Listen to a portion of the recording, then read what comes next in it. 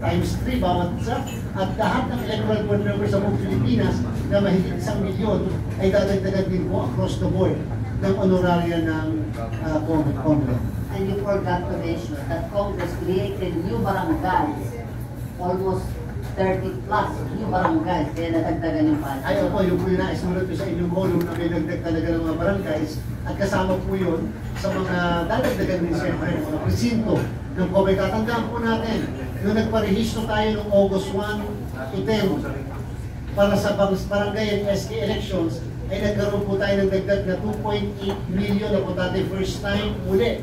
Inuulit ko, first time na nangyari sa kasaysayan natin na ganoon kadami ang nagparehistro sa 10 araw lang po yan. At mag-re-issue po tayo ng registration ngayong pong 3rd week na October para sa barangay SK.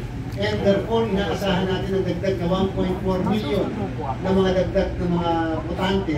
Aabuti po ng halos 4 na milyon na dagdag na botante pagdating ng barangay SK sa November of 2026.